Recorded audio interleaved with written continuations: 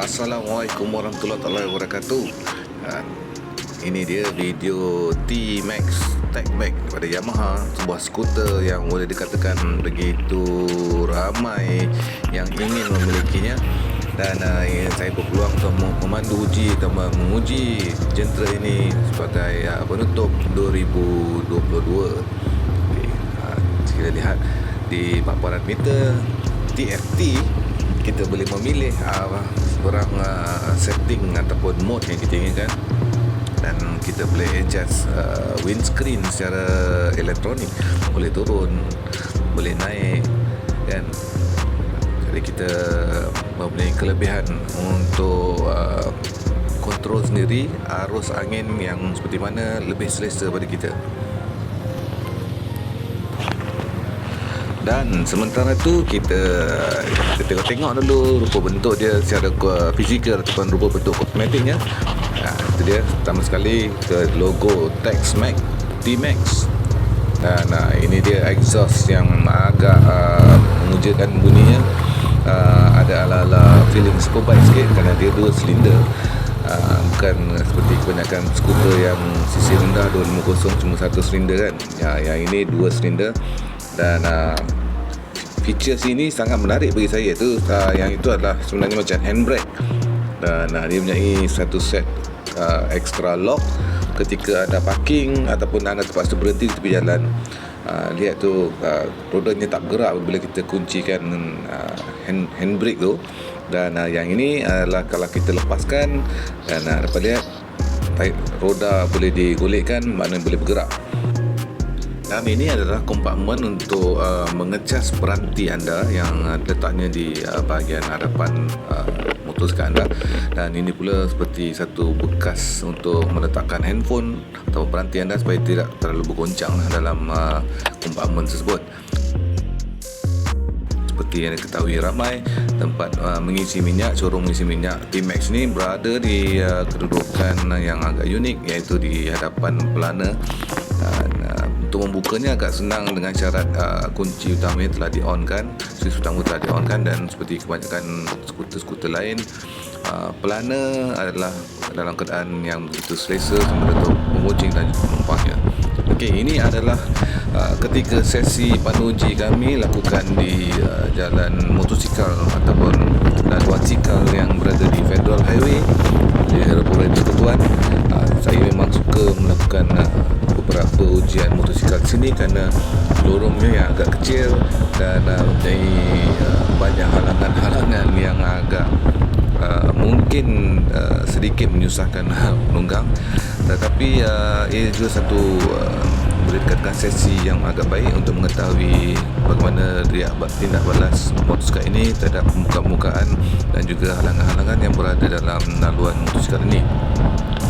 Jadi pertamanya sistem suspensinya agak baik, menyerap hentakan-hentakan ataupun keadaan jalan yang tidak rata, dan juga prestasi ketika melalui atas bonggol dan ketika terpaksa mengubah kelajuan pada kadar yang segera.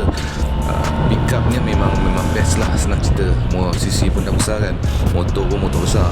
Jadi untuk melalui seleko-seleko, untuk kita keluar dari seleko tu, pick upnya memang sangat-sangat best. Kerana ada mode touring ataupun mode sport. Dan bila kita dah ada sisi yang besar, kita akan sentiasa cuba ingin mencari kelajuan tersebut atas jalan raya ataupun lebuh raya. Dan saya juga mencuba melalui di kawasan-kawasan yang agak sibuk di kawasan pusat bandaraya, juga untuk melihat bagaimana pengendalian motosikal ini dengan saiznya yang agak besar sikit tu, untuk mencilok di celah-celah kereta. Adakah ianya sebuah skuter yang bakal menyusahkan kita kalau melalui jalan-jalan raya yang berada dalam pusat bandar. Jadi inilah sesi yang telah saya cuba, dan ternyata prestasi pengendalian sama ada enjin ataupun chassis motosikal ini ternyata baik sekali.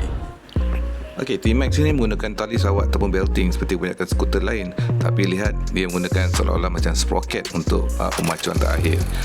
Dan seperti kebanyakan juga skuter mempunyai sistem keyless, yang mana just menekan butang di button ni, anda boleh dapatkan fungsi-fungsi yang hampir keseluruhan tentang motosikal ini.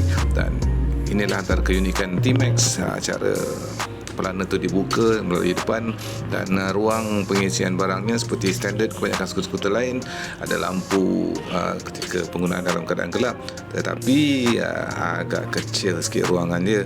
Sedangkan dapat dilihat di bawah pelana ni memang tidak banyak ruang yang boleh digunakan. Mungkin muat untuk satu helmet yang boleh disimpan bawahnya, dan temperuang berminyak kakinya juga lebih kurang sama dengan X-Max. Dan salah satu perkara yang sering dipersoalkan adalah pelana atau tempat duduknya yang sangat lebar, sangat luas dan mempunyai tempat penyandar belakang untuk penunggang atau pemandunya. Okey, kita telah ceritakan secara ringkas tentang prestasi T-Max ini, dan tiba masanya untuk kesimpulan dan ekspektasi daripada saya. Kita dengarkan. Assalamualaikum warahmatullahi wabarakatuh. Itulah dia. Saya nak buat kesimpulan pasal motor Yamaha T-Max Tech Max ni. Sebenarnya motor ni bagi saya adalah abah untuk segala skuter. Kan? Dia macam berada pada tahap yang tertinggi dalam list ramai orang yang minat maxi scooter. Ini baru betul-betul yang dipanggil maxi scooter, sebuah maxi scooter atau skuter yang besar dan mempunyai cc yang agak tinggi, iaitu 560 cc. Macam berat sikit lah nak cakap. Kalau anda memiliki sebuah skuter 250 sekarang ni, anda mungkin mempunyai keinginan untuk upgrade ke T-Max ni, yang mana ia mempunyai itu macam saya cakap tadi, ialah sebuah skuter idaman ramai. Orang panggil abah segala skuter ni, dengan cc yang besar, dengan macam-macam kelebihan yang sedia ada. Bunyi pun memang macam superbike.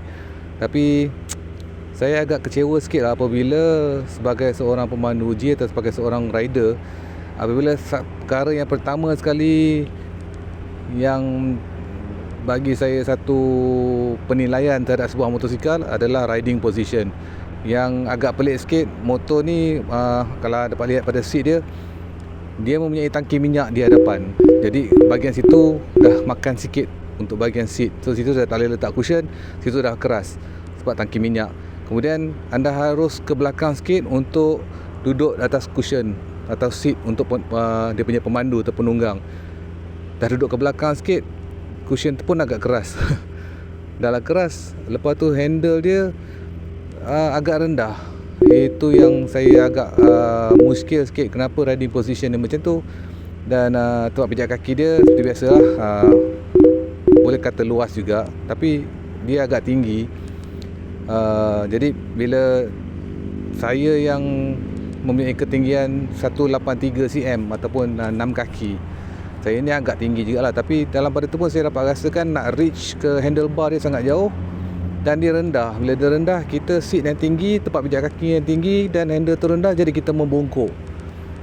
Itu dalam masa setengah jam ke 40 minit, saya dapat rasakan tulang belikat saya kat tengah tu dah start mula rasa sakit kalau kita menunggang pada masa yang agak lama sikit. Dan bagi saya, yang faktor kedua yang saya tak apa suka tentang motor ni adalah windscreen dia atau pelindung angin dia. Boleh laras turun dan naik secara elektronik, tetapi bila dia naik maksimum ke atas tu untuk kita dalam mode touring untuk jalan jauh, dia macam mana nak cakap dia betul-betul ngam kat mata saya. Tu yang tak sedap tu. Jadi macam ada sikit terganggu, terutama kalau hujan, ada air hujan, titik-titik hujan ada dekat skrin kat atas tu, dia mengganggu kita punya pemandangan. Waktu macam kotor-kotor sikit ataupun titik-titik hujan, waktu betul-betul atas mata macam ni. Jadi saya memang badan saya tinggi sikit lah, tapi saya boleh menjengah macam ni. Tapi kalau menjengah tu macam kelakar, macam nak jengah pula skrin kan.